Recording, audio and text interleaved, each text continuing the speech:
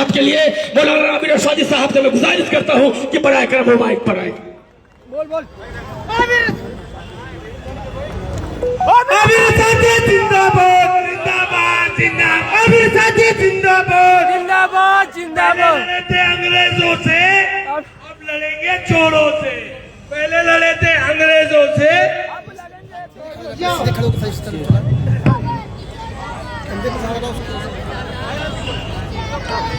अस्सलामु अलैकुम वरहमतुल्लाहि वबरकातुह। अल्हम्दुलिल्लाहिल्लज़ी वहदह व नसर अब्दह व अंजज़ वअदह व हज़मल अहज़ाब वहदह। उसल्ली व उसल्लिम अला मन ला नबिय्य बअदह। औज़ु बिल्लाहि मिनश शैतानिर रजीम। बिस्मिल्लाहिर रहमानिर रहीम। इन्नल्लाह ला युग़य्यिरु मा बिक़ौमिन हत्ता युग़य्यिरु मा बिअन्फुसिहिम। सदक़ल्लाहुल अज़ीम। रब्बि यस्सिर वला तुअस्सिर वतम्मिम बिल खैर। रब्बि इश्रह ली सदरी वयस्सिर ली अमरी वहुल उक़दतम मिन लिसानी यफ़क़हू क़ौली। राष्ट्रीय उलमा कौंसिल के तमाम जिम्मेदारान, आपके और हम सब के हर्दिल अजीज उम्मीदवार शान आलम साहब,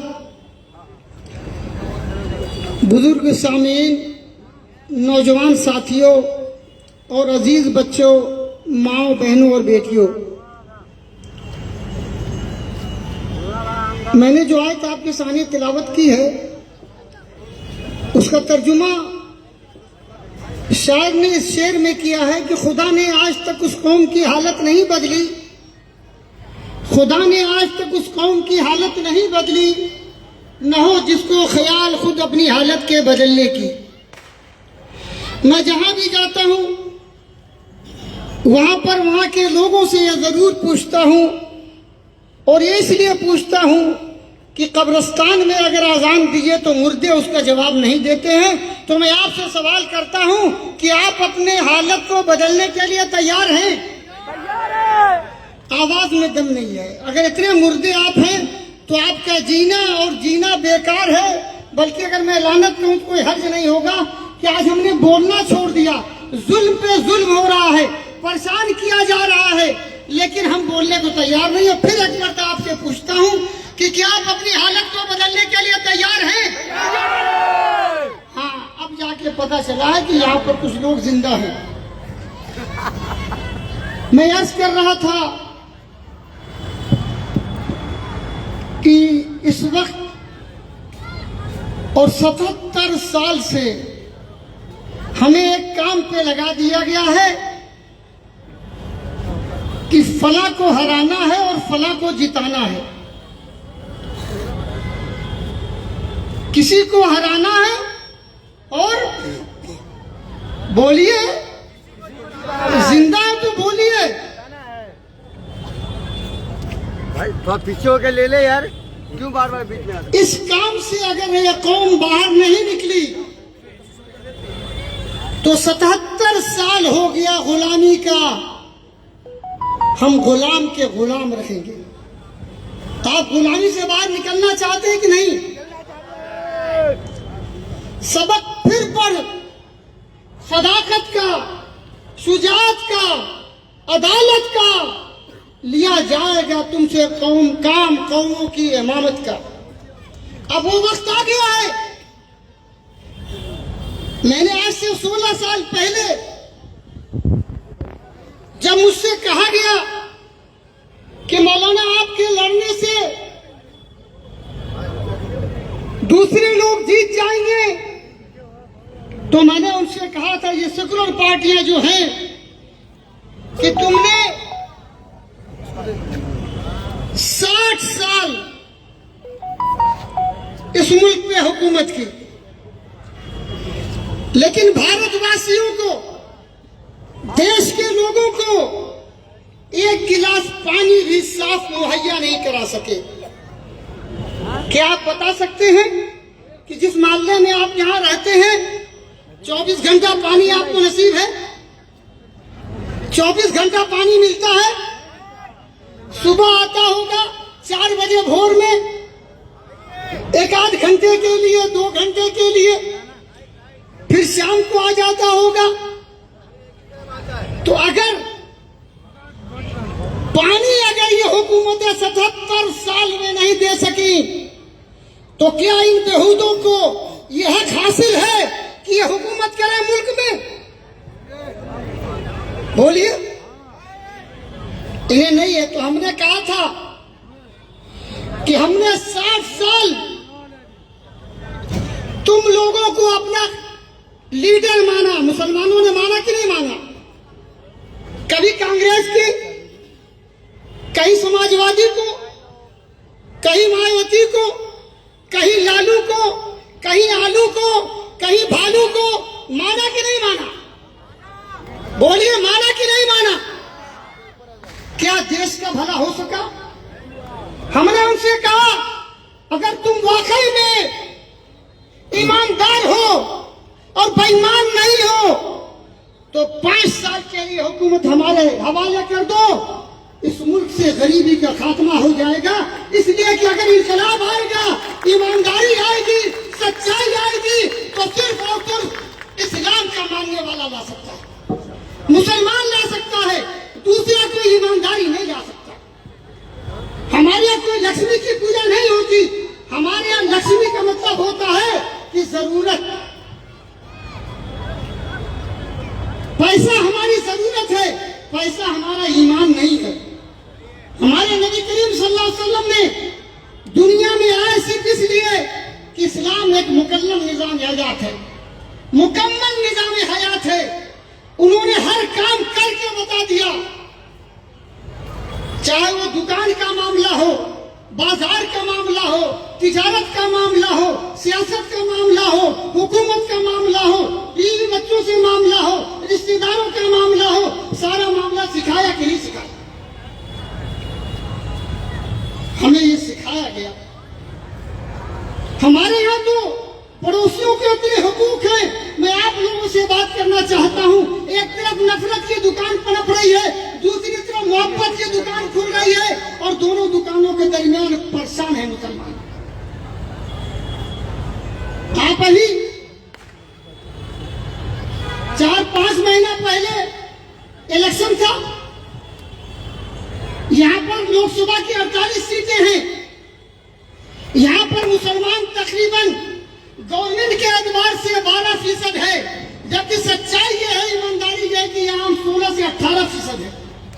ये छुपाया जाता है ताकि आपके अंदर वो ताकत न पैदा हो, आपके अंदर वो समझ न पैदा हो। आप सोचिए, हम अकलियत में हैं। जब कोई आपको अकलियत कहे, अल्पसंख्यक कहे, तो उसको दौड़ा के मारिए, इसलिए कि एक गाली है। कोई नेता आए और कहे तुम अल्पसंख्यक हो, उसको कहिए तुम बेईमान हो, तुम चोर हो। हम अल्पसंख्यक नहीं है, इसलिए जब अल्पसंख्यक और अकलियत कहा जाता है तो कहा जाता है कि हम ज्यादा हैं, तुम्हारी ऐसी की तैसी। ये आपको दबाने के लिए लफ्ज इस्तेमाल किया जाता है। आप चले जाइए इन कांग्रेस के उसमें ऑफिस में, आप चले जाइए भाजपा के ऑफिस में, आप चले जाइए सपा के ऑफिस में, आप चले जाइए बसपा के ऑफिस में, आप चले जाइए आरजेडी के ऑफिस में। कहीं पर आप जाएंगे तो आप देखेंगे कि उस ऑफिस में एक कोने पे जो सबसे खराब कमरा होता है, वो अकलियती सेल को दिया जाता है। जो कुर्सियां टूट जाती हैं, 5 साल 2 साल के बाद नई लानी होती है, तो टूटी कुर्सी और टूटा मेज लिया के अकलियती सेल को दे दिया जाता है। और ये हमारा हरामखोर, वो अकलियती सेल का मुसलमान बेईमान, वो खुश होता है कि हमको गुलामी के लिए कम से कम एक टूटी हुई कुर्सी तो दे दी गई। मैं आपको बताता हूँ, किसी मुंबई में 1993 में एक कांग्रेस का बड़ा नेता आया, बड़ा मशहूर नेता है, टोपी लगा के रैली में मिनिस्टर था। यहाँ पर हर साल जब जुलूस ईद मिलादुन नबी निकलता है, तो हर साल एक नया मेहमान बुलाया जाता है। उस साल वो मेहमान था, सरकार कांग्रेस की थी। हमने उनसे सिर्फ एक बात पूछी कि जनाब वाला, आपकी गवर्नमेंट इस वक्त अकलियत में है, अगर 63 मुसलमान थे उस वक्त, हमने कहा अगर 4 लोग इस्तीफा दे देते बाबरी मस्जिद की शहादत के बाद, 4 मुसलमान, तो सरकार गिर जाती। या तो बाबरी मस्जिद वहां बन जाती, या तो सरकार गिर जाती, या बाबरी मस्जिद वहां बन जाती कि नहीं बन जाती भाई। ये सरकार को चलाने के लिए ये किसी तरह का भी सौदा कर सकते हैं, वो किसी का भी बेच सकते हैं, अवाम को बेच सकते हैं, अपने खानदान को बेच सकते हैं, घर के तमाम चीजों को बेच सकते हैं, सरकार बननी चाहिए। आप ये समझते हैं कि मोदी आपका दुश्मन है? आप समझते हैं कि कांग्रेस आपका दोस्त है? अगर उनको ये पता चल जाए कि मियां को दो बोल मोहब्बत के बोलने से महाराष्ट्र में सरकार हो जाएगी, तो खुदा की कसम कहता हूं फडणवीस आके यहीं लेट जाएगा, कहेगा भैया, समझ गए, लेट जाएगा।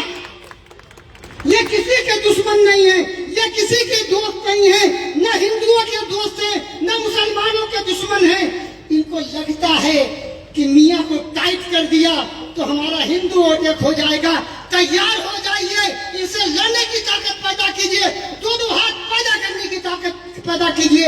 इस मुल्क में अगर आप जिंदा हैं तो किसी नेहरू की, किसी इंदिरा गांधी की, किसी मुलायम की, किसी लालू की, किसी भालू की, किसी आलू की मेहरबानी पे नहीं है, सिर्फ अल्लाह उसके, सिर्फ अल्लाह की ताकत पे, अल्लाह के रहमो करम पे आप जिंदा हैं। वरना इन्होंने तो अभी गनीमत है सब्र मेरा, इसे कहिए कि अभी गनीमत है सब्र मेरा, अभी लबालब भरा नहीं है, अभी गनीमत है सब्र मेरा, अभी लबालब भरा नहीं है। वो मुझको मुर्दा समझ रहा है, वो हमको मुर्दा समझ रहा है। उससे कहो हम मरे नहीं हैं, उससे कहो हम मरे नहीं हैं। वो कह रहा है कि कुछ दिनों में, वो कह रहा है कि कुछ दिनों में मिटा के रख दूंगा नस्ल तेरी, है उसकी आदत। वो कह रहा है कि मिटा के रख दूंगा कुछ, वो कह रहा है कि कुछ दिनों में मिटा के रख दूंगा नस्ल तेरी, है उसकी आदत। डरा रहा है मेरी फितरत, डरा नहीं हूं, है मेरी फितरत, डरा नहीं हूं। ये हमारी मौत, हमारी हयात कुरान ने बहुत साफ कह दिया है। न एक सेकंड पहले आएगी, न एक सेकंड बाद आएगी। लड़ने के लिए तैयार होंगे? तैयार है। आज मैं आपसे गुजारिश करने आया हूं कि आपने यहां पर इससे पहले, उससे पहले एक मुस्लिम पार्टी को जिताया, उससे पहले कांग्रेसियों को जिताते रहे। पिछली मर्तबा जिसको जिताया आपने, वो पलट के कहीं और चला गया। अब की बारी फिर आया है, आपके दरमियान है। यहाँ उद्धव ठाकरे के भी लड़ रहे हैं। हमने सुना है कि मुसलमानों से वो गुजारिश कर रहा है। लोग वॉशिंग मशीन की बात करते हैं, कहते हैं भाजपा के पास वॉशिंग मशीन है। जो बेईमान जाता है वह ईमानदार हो जाता है। मैं आपको बता दूं कि वॉशिंग मशीन सबके पास है। सन 5 में, सन 3 में जब मुलायम की हुकूमत बनी थी तो यूपी में उनके पास एक वॉशिंग मशीन थी, जिसमें कल्याण सिंह, जिसने बाबरी मस्जिद शहीद किया था, उसको अपनी पार्टी में ले लिया। न जाने कौन से जमजम का पानी मुलायम सिंह के पास था कि मुसलमानों ने उसको समझा या पाक हो गया। नीतीश कुमार लालू के यहाँ चले जाए तो पाक वॉशिंग मशीन लालू वाली। नीतीश कुमार भाजपा में चले जाए तो नापाक। ये खेल को समझिए। आपके यहाँ पर उद्धव ठाकरे जो कहता था मुझे गर्व है कि मैंने बाबरी मस्जिद गिराई, कहा था कि नहीं कहा था? बताओ करके हाथ उठा करके बोलिए, बोलिए, आप मत बोलिए। मेरी बहन बेटियां बोले, जिस दिन आप बोलना सीख लेंगे उस दिन माहौल बदल जाएगा। कहा था कि नहीं कहा था? क्या हमने इतने मिनटों में गिरा दिया? क्या उसने माफी मांगा कि हमसे गलती हो गई थी? क्या आप उसको उड़ देंगे? क्या आप उसको उड़ देंगे? क्या आप उसको उड़ देंगे? यहाँ पर एक मुसलमान भी यहाँ से पिछली मर्तबा जीता था, वो सिर्फ बर्थडे करता रहा और उसके बर्थडे में फडणवीस हमेशा मौजूद रहा। अपने घर की पूरी फैमिली को ले जाकर के उनके साथ खड़ा होने में उसने इज्जत समझी।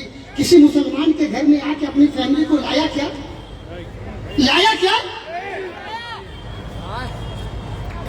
आपको जज्बाती तौर पे नारे तकबीर अल्लाह अकबर का नारा लगवा करके बेवकूफ बनाया जाता है।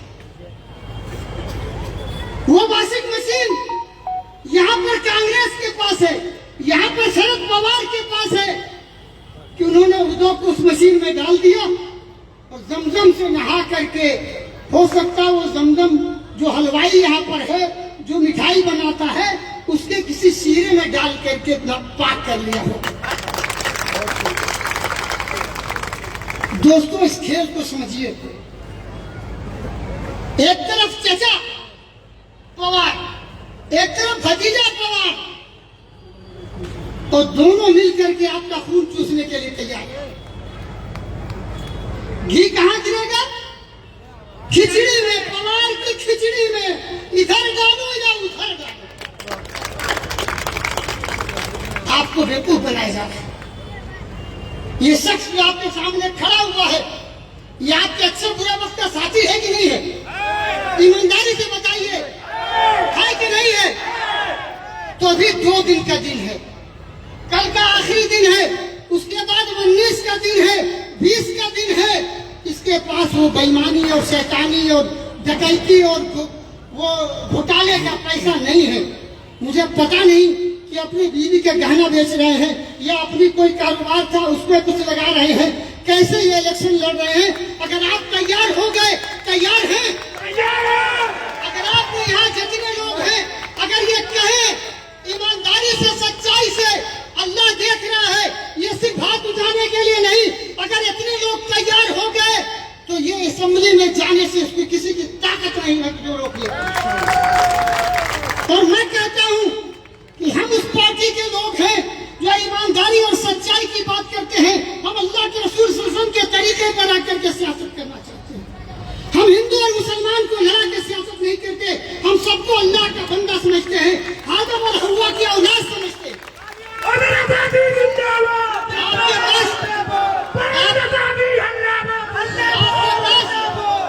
आपके पास एक पार्टी है जो हिंदू हिंदू करती है, एक पार्टी है जो मुसलमान मुसलमान करती है, और जब कई सरकार किसी की बदलती है बस वहीं पर सारा मुसलमान खत्म हो जाता है और सरकार के पीछे लग लेते हैं। उनकी तारीख देख लीजिए, गाली देंगे जिसको, सरकार बदली उनके साथ। मैं इशारे में समझा, यहां पर वो लोग भी खड़े हैं, कहेंगे हम मुसलमान हैं,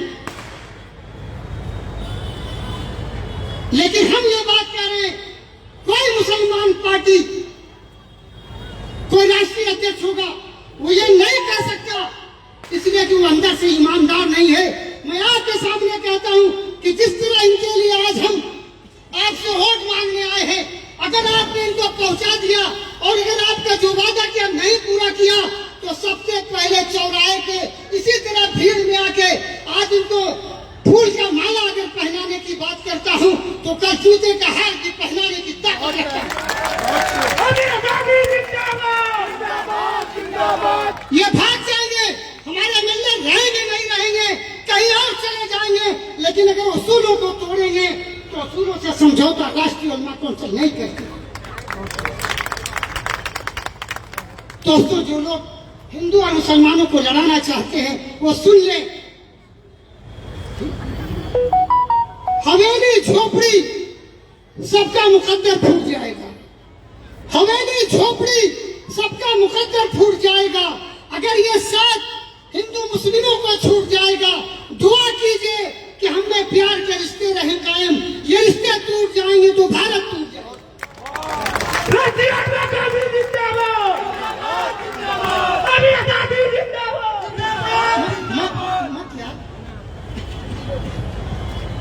ये कौम भी बड़ी अजीब सी है। 2 मिनट में जिंदाबाद करती है, 5 मिनट में मुर्दाबाद। हम जेल टाइम्स को समझते हैं। जिन लोगों को इनकाउंटर से बचाया, आज वो दूसरी पार्टी में गुलामी कर रहा है।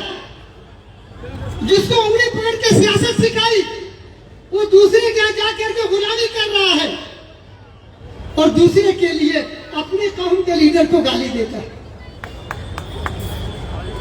एक शेर है,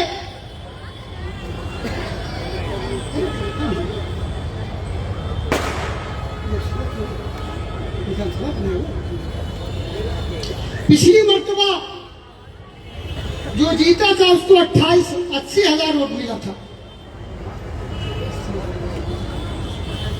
लोकसभा में यहां से, और उसमें 65,000 मुसलमानों का था।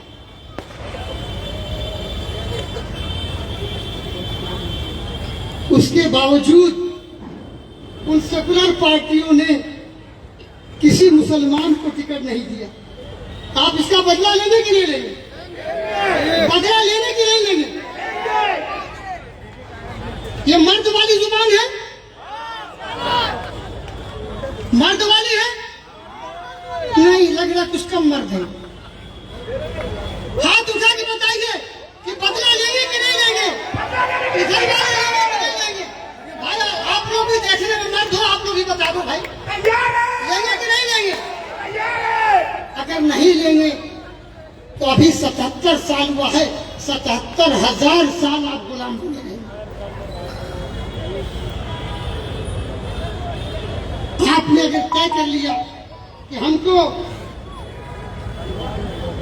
परों को खोल, जमाना उड़ान देखता है, परों को खोल, जमाना उड़ान देखता है, जमीन पे बैठ के क्या आसमान देखता है, जमीन पे बैठ के क्या आसमान देखता है।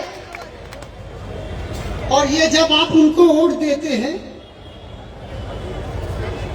तो जीत जाए तो भी हमारा गुनाह, दूसरा वाला गाली देता है कि मियों ने हरवा दिया। हार जाए तो कहता मियों ने हरवा दिया।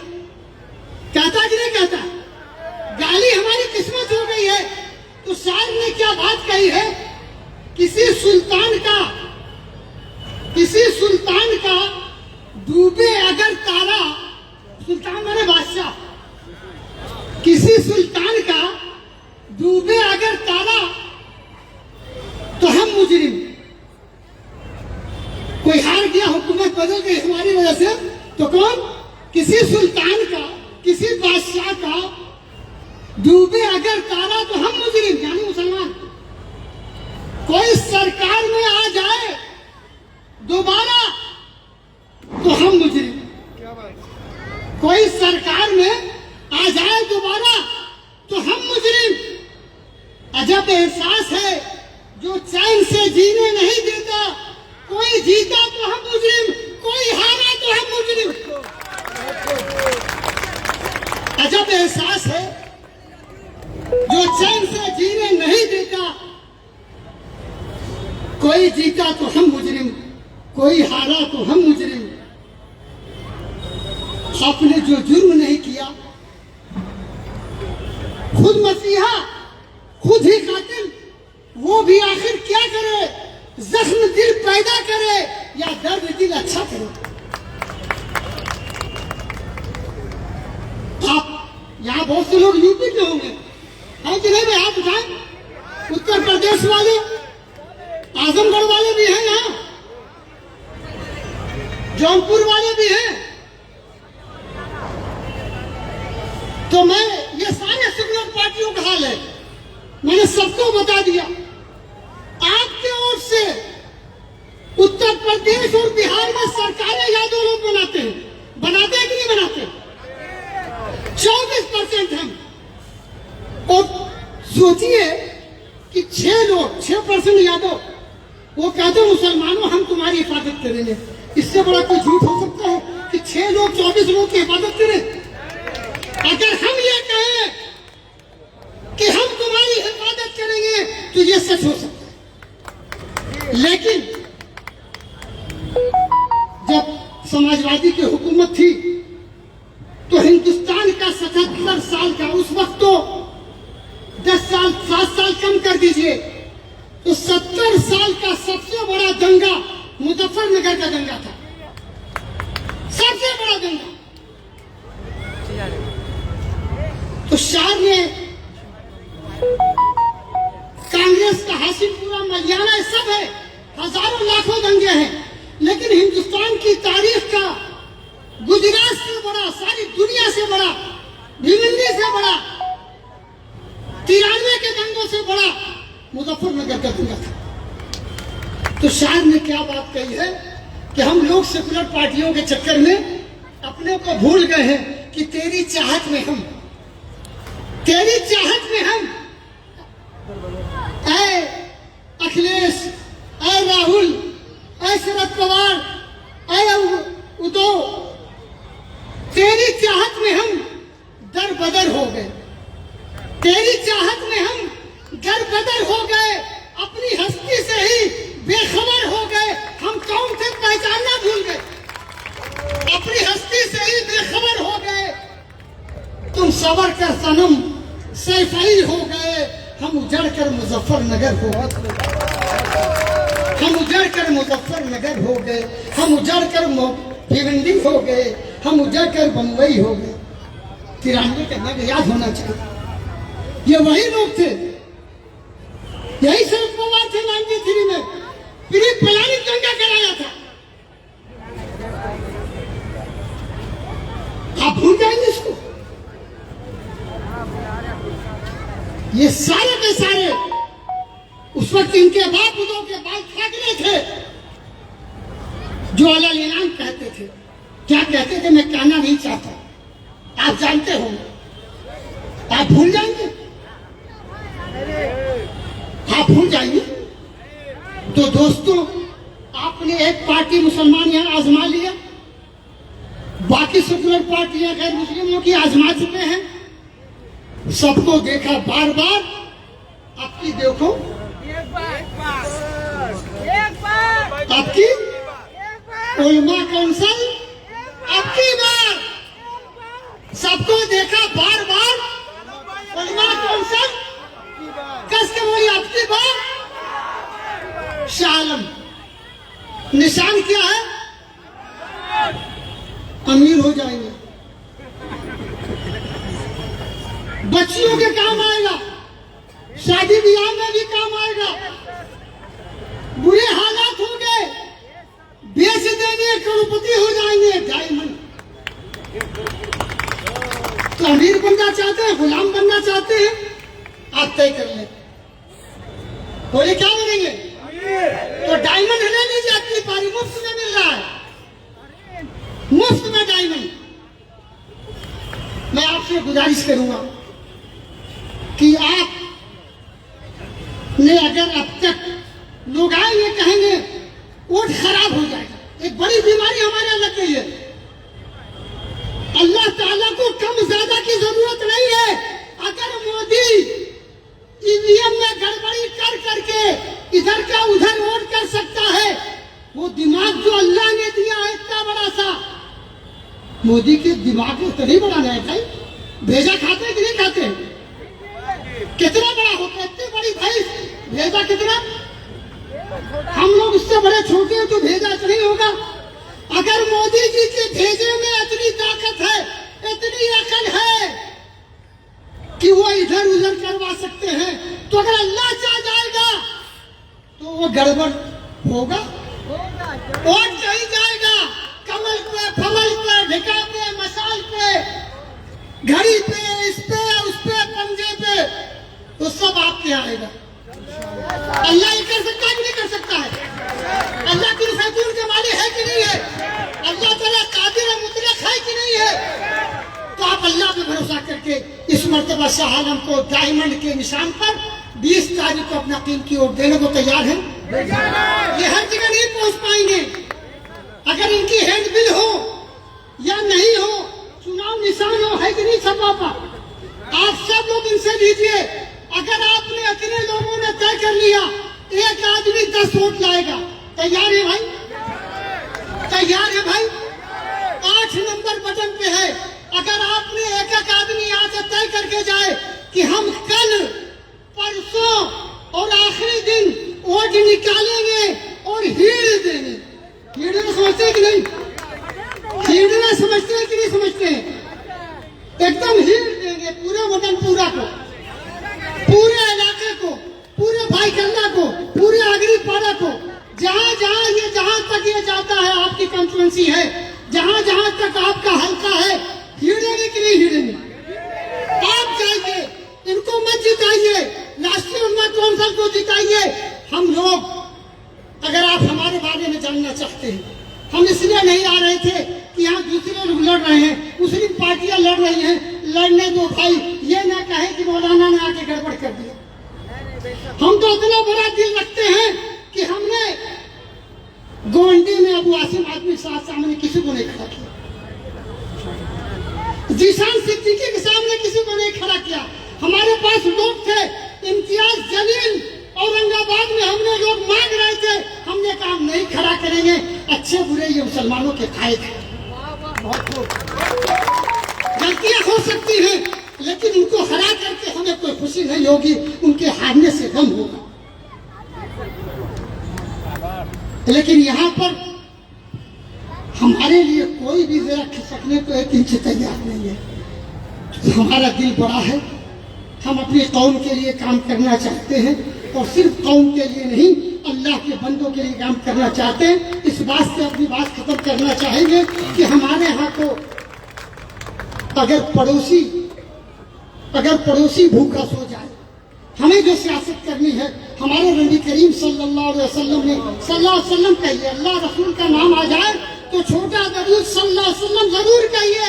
उनको जरूरत नहीं है, अगर 1 मरतबा हम पढ़ेंगे तो अल्लाह की 10 मरतबा रहमत नाजिल होगी। अगर हमारे आप दिन भर में हम लोग 100 मरतबा दरूद छोटा वाला पढ़ लें, अल्लाह की 1000 रहमत आ जाए तो दुनिया की कोई ताकत हमारा बाल बाका नहीं कर पाएगी। तो अल्लाह के रसूल सल्लल्लाहु अलैहि वसल्लम ने जो सियासत सिखाई है, जो अदल सिखाया है, जो इंसाफ सिखाया है, उसकी सियासत करने राष्ट्रीय उम्मा कौंसिल आई है।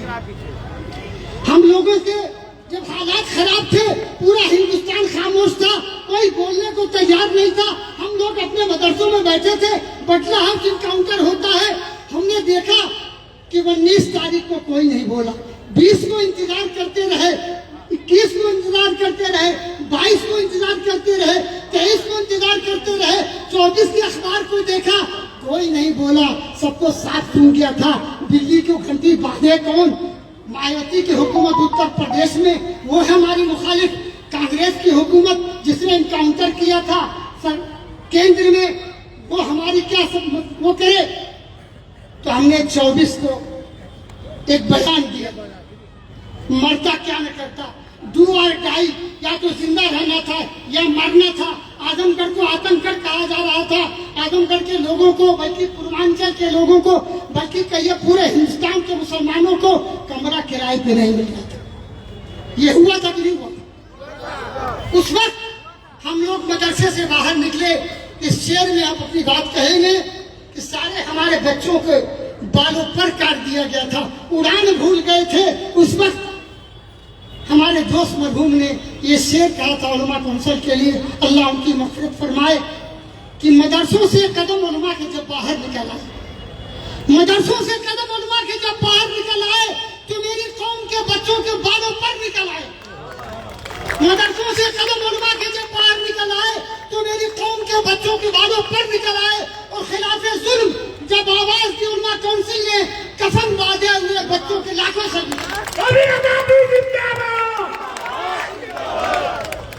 कफन बांधे हुए बच्चों के लाखों सर ने चुराए। दोस्तों,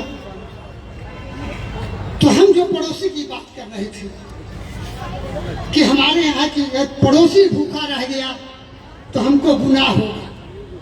अगर हम खाना खा के सो जाएं, हमारा पड़ोसी अगर भूखा सो गया तो हमको गुनाह होगा, पाप होगा, हम गुनहगार हो जाएंगे, हम पापी हो जाएंगे। उलमा ने बताया एक मुसलमान का पड़ोस कितना होगा।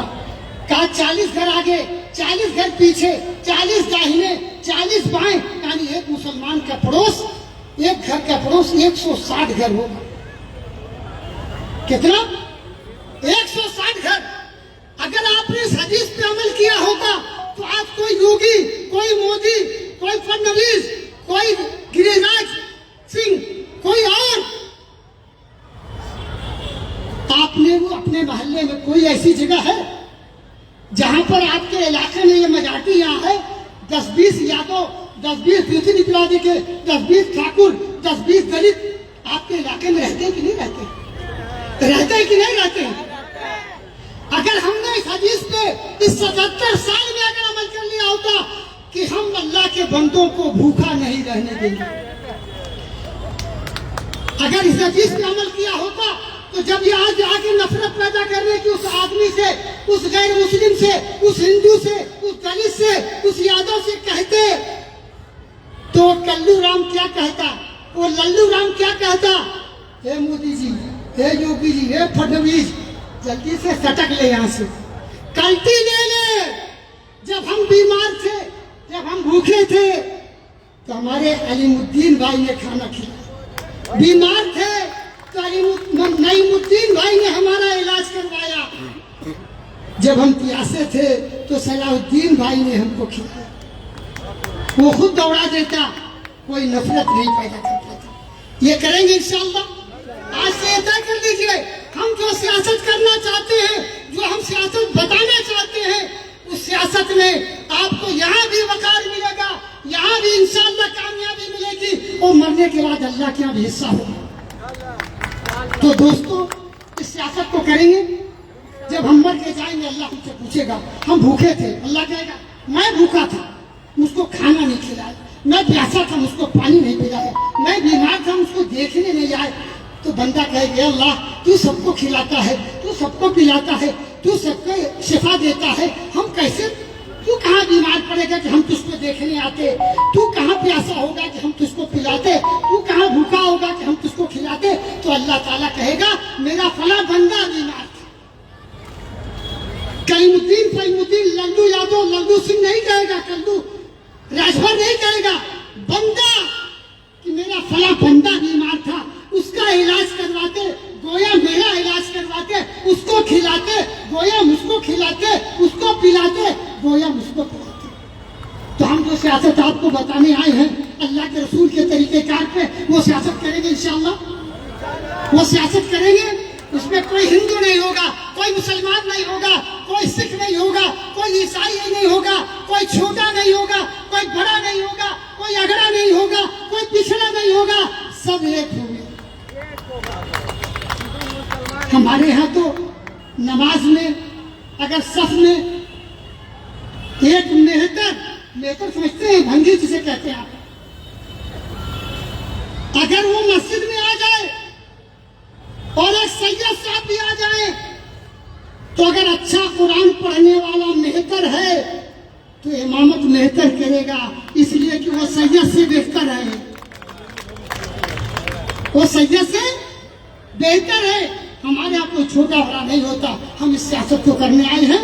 तो अगर आप लोग तैयार हैं कि गैर परों पर उड़ सकते हैं, हद से हद दीवारों तक, अंबर पर तो वही उड़ेंगे जिनकी अपने पर होंगे। अपना पर बनाना चाहते हैं कि नहीं बनाना चाहते? न हम सफर, आपका कांटा पैर का कोई नहीं निकालेगा, न हम सफर न किसी हम नसी से निकलेगा, हमारे पांव का कांटा हमी से निकलेगा, हमारे पांव का कांटा हमी से निकलेगा। और इस शेर के साथ अपनी बात करें, मुझे आगे भी जाना है कि तूफानों से आंख मिलाओ, तूफानों से आंख मिलाओ, सैलाबों पे तैर के दरिया पार करो, तैर के दरिया पार करो। बहुत बहुत शुक्रिया। अस्सलाम वालेकुम व रहमतुल्लाह।